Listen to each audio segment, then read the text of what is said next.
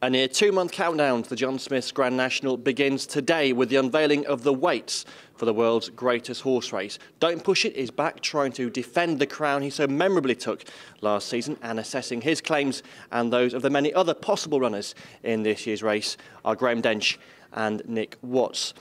Graham, only right to start with last year's winner, Don't Push It. Not surprisingly, Phil Smith has allotted him top weight, 11 stone 10 pounds, but based on the ratings, how harsh or critical is that? It's not too bad at all as far as I can see. I think he carried 11 stone 6 last year anyway, won with 11 stone 6. He's only going to physically carry 4 pounds more this time. And if I've worked it out right, you know, the higher weights tend to be compressed when these weights are published. And he's actually lower here, I think, than he would be if he was running in a regular handicap chase at Cheltenham, say. So I think he's running off 160 here compared to, 153 last year. But I think his regular mark is 164. So he's actually not badly in. And it's you know, the thing with him is it's horses going back to Aintree. Sometimes they love it, sometimes they hate it, you know. But he's perfectly capable of winning off that mark if he runs the same sort of race as last year. Nick, we have to go back to Red Rum to find a dual winner of the Grand National. Don't Push It as an individual and given away one last season. Does he strike you as a possible candidate for that? He does, yeah. I think he's very much built to carry big weights. I wouldn't be too concerned about that. And he really seemed to be galvanised behind the occasion last year. He jumped better, he travelled much better than he does normally in his races. Didn't notice any real semblance of a mistake, possibly a couple on the last circuit, but nothing really to worry about. He's looked okay in his prep runs this season. Obviously, he's been running over hurdles, so we haven't seen the best of him. But he looks in good health, and I'm sure when he goes, John Joe will give him a run back over fences. We'll get him spot on for the big day. And you would say, like you said the last time, Red Rum did it 73, 74. So history says that he's going to have a very hard task to do it again and have such a charmed passage as he had last year. But he certainly wouldn't rule it out, certainly not from a weights perspective. And Phil Smith has given him dangled a carrot there, definitely. And guys, as traditionally is the case, we've not just got the winner of last year's race, but plenty of the almost might have beens from last year's race. If we look at the board here, State of Play, last year's third, in on 10 stone 6, 25 to 1 with Tote Sport. Big Fella, thanks, fourth last year, 20 to 1, 11 stone 1. Guys, they're horses that both know the National very well, had run the race before and creditably before that. Graham, if we start with State of Play, now twice has run really huge races in the contest. Looks like the Grand National will be his first run since last season's Grand National, but goes very well fresh. Yeah, that's not a worry at all. To be honest, I fancy State of Play every year, and he's run 2 fantastic races, finished 4th and then 3rd. I'm looking at the figures he's run off. He ran off 150 when he was 4th, 145 when he was 3rd. He's dropped another 3 pounds to 142 here. He goes very, very well fresh, as you say. It's not a worry at all to me that he possibly won't have run before April. Because, you know, this has been his target all along. He's a spring horse. I think he's bound to run another big race, with, you know, granted reasonable luck.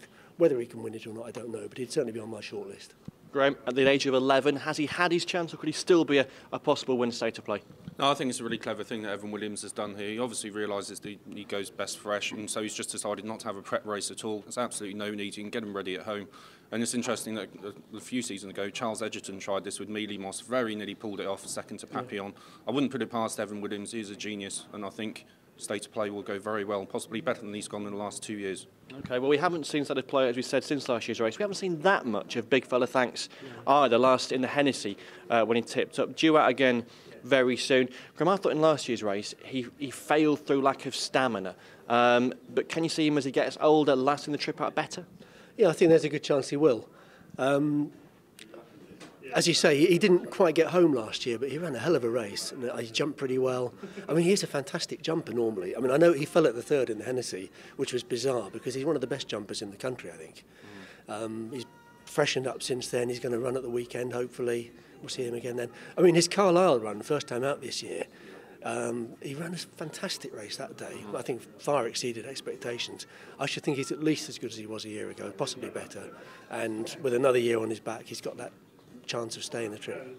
Of course, Nick, last season, Big Fella Thanks became the latest in Paul Nicholls' losing record in the Grand National. One day that has got to end. AP ended his hoodoo last season. It looks to me as though leading the Nicholls charge this year is likely to be niche market, and we can forget his disappointing run last season because he was injured.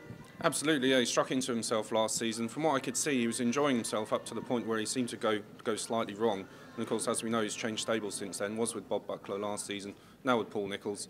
Haven't seen him much this season, but he looks as though he retained all his ability from what we saw in his last run, which was a little time ago now. But yeah, I think Niche Market has a big chance, at least the Nicholls brigade. And like you said, one day his luck's going to change. It happened with John Joe last season, who'd never had any luck in the race as a jockey or a trainer before. So these things do come true. Niche Market, you'd always thought he's the perfect horse for the race, especially if you saw his Irish National win a couple of seasons ago, which is normally a good indicator for this event. Jumps well, very powerful galloper. If he gets into rhythm, gets into an early stride, I think he could go very, very well. Well, guys, if Paul Nicholls has a frustrating record in the Grand National, the McCain family have an outstanding record in the Grand National, and once again, they have a leading contender, the favourite with many bookmakers in Bala Briggs. And Nick, a Cheltenham Festival winner last season, has gone down the hurdles route so far this season, but he's a hard horse not to fancy, isn't he? Yeah, like you said, he won the Kim Muir last season. I like horses who've got big handicap form coming into this race. So they need to handle big fields. They need to handle hurly-burly of getting hampered, coming back, making a few mistakes and still coming on strong at the end and beating all the other horses. He showed that in the Kim Muir that he could do that last season. He's taken a somewhat traditional route this season in the fact that he's gone back over hurdles. He doesn't look badly treated to me, and you would have to give him due consideration, especially considering his connection, 16 to 1. Possibly might be shorter on the day. Graham, that is true, isn't it? Bala Briggs with the name McCain behind him, as long as he runs a good prep race, could easily start favourite. Yeah, he could well start 6-7 to 1, couldn't he? Not 16 to 1. I like the preparation he's had. He was improving at a rate of knots when we last saw him over fences. The 2 runs over hurdles, they haven't confirmed that he improved, but they've certainly confirmed that he's in fine fettle. Yeah, he's definitely one for the shortlist as well.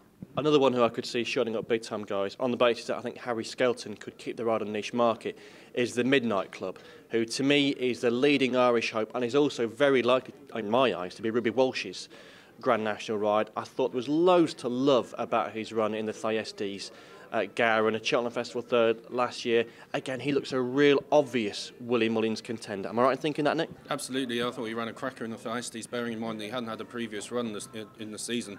It was quite testing ground at Gowran that day, but he travelled really well and put up a really good show, I thought, for a first run. He's always looked as though stamina is going to be his forte. Ran at Cheltenham last season, probably over too short a trip. Was seen running on really, really well.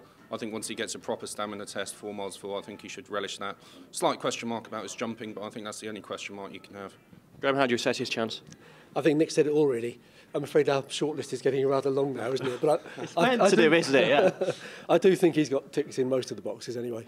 And any other Irish horses? I thought maybe Notre Père down in weights a bit. If he bounced back to form, he'd have a huge chance. Him or any other Irish horses you like the look of? Yeah, Notre Père, I guess he'd probably want really soft ground, wouldn't he? Yeah. Which we tend not to get nowadays. But you never know. Every now and once in a while we do get testing ground there, in which case he would come right into it. And Nick, would the same be true of Blue Sea Cracker, last year's Irish National winner? Good fourth at Cheltenham, but again, seems to love the mud. Yeah, you'd give her a slight chance. You know, Red Marauder here would help her probably.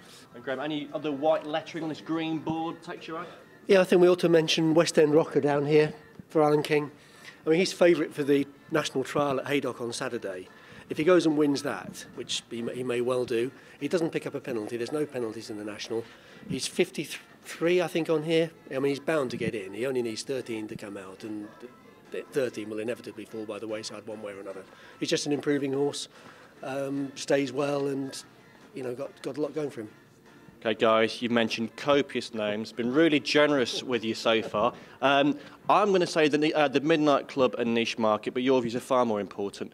Graham Dench, 2 horses only. One of them will win the Grand National. Give me 2.